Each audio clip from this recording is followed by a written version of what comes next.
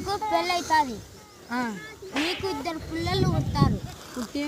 నీ పిల్లం పేరు మొదటి పేరు ఏం పేరు అంటే ఉత్తుత మిరపకాయ. ఏం మిరపకాయ? ఉత్తుత మిరపకాయ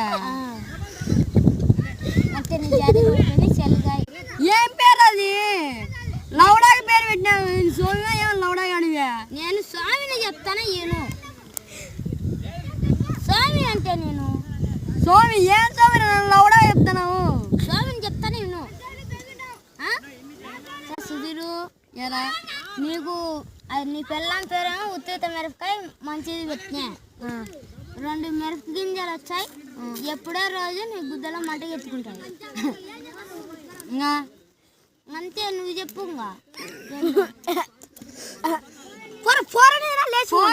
నువ్వు ఏంది నువ్వు?